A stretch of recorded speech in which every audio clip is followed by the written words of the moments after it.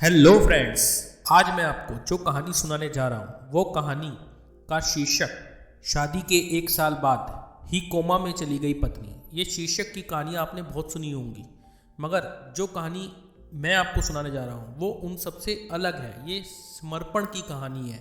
इसमें पति का समर्पण है जो ये दर्शाता है कि पति पत्नी का रिश्ता एक अटूट है जिसे कोई नहीं तोड़ सकता। शुरू करते हैं कहानी। कहते हैं जोड़ियां ऊपर वाला तय करता है। कई जोड़ियां ऐसी होती हैं जिनकी मिसाल दी जाती है। बेगूसराय के ब्रौनी रिफाइनरी में कार्यरत आनंद और ईशा की जोड़ी एक ऐसी ही है। इनकी कहानी जानकर आपकी आंखें नम हो जाएंगी। आनंद की शादी शहर के प्रोफेसर कॉलोनी निवासी किशोर कुमार मिश्रा की पुत्री ईशा से 14 अप्रैल 2010 को हुई थी। शादी के बाद उनकी जिंदगी में खुशियों ने दस्तक दी। पता चला ईशा मां बनने वाली है। 26 अप्रैल 2013 को ईशा ने ब्रौनी रिफाइनरी के अस्पताल में एक खूबसूरत बच्ची को जन्म दिया। परिवार के लिए यह खुशी का पल बहुत बड़ा था, लेकिन स्वास्थ्य कमी की एक छोटी सी चूक ने उनकी जिंदगी में अंधेरा ला दिया।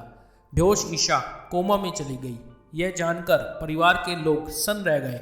लोग बताते हैं कि ईशा के कोमा में जाने के बाद उसे इलाज के लिए गुरुग्राम के वेदांता, जो कि सबसे बड़ा हॉस्पिटल है, उसमें 6 महीने भर्ती रहने के बाद चिकित्सा के सलाह पर 2 साल तक नई दिल्ली में इलाज चलता रहा। इस दौरान वह अपनी पत्नी की इलाज की व्यवस्था भी देखते रहे और ब्रौनी रिफाइनरी आकर आनंद अपनी ड्यूटी भी करते रहे। यह सिलसिला 2 वर्षों तक चला।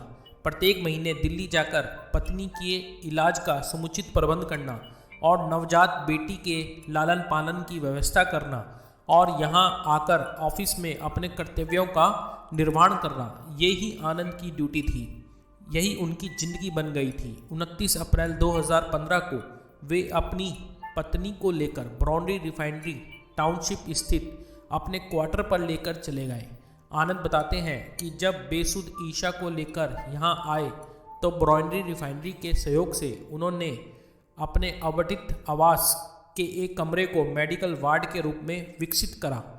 ऑफिस से जब वे अपने आवास पहुँचते हैं तो सारी थकावट भूलकर अपनी बेसुध पत्नी को देखते हैं और मन में एक टीस उठती है, लेकिन रो भी तो नहीं सकते। पत्नी के लिए दवा समेत अन्य व्यवस्थाएं करते हैं। बिटिया रानी अब 11 वर्ष की हो गई है। एक तरह से वो ही अपनी बेटी के माता पिता दोनों की भूमिका निभा रहे हैं।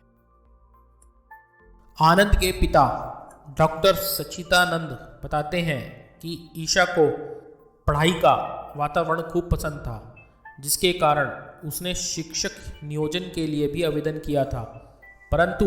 परंतु भगवान को कुछ और ही पसंद था। ज्वाइनिंग लेटर मिलने से 1 माह पूर्व ही ईशा कोमा में चली गई, जो आज तक वापस नहीं लौट सकी है। नम आंखें और भारी गले से आनंद बताते हैं कि शादी के समय मैंने ये प्रतिज्ञा ली थी कि पत्नी को कभी रोने नहीं दूंगा, परंतु आज किस्मत उस मोड़ पर ले आई है कि उसे हंसाने की बजाय प्रतिदिन रुलाना पड़ता है, क्योंकि चिकित्सक का कहना है कि यह जितनी रोएगी उतनी जल्दी उनकी संवेदनाएं जगेंगी और उसे रुलाने में खुद भी रोना पड़ता है। उन्हें उम्मीद है कि ईशा एक दिन जरूर ठीक हो जाएगी और अपने बच्चे और अपने परिवार को देखकर खुश होगी। हम आशा करते हैं ये स्टोरी आपको बहुत कुछ समझा गई होगी।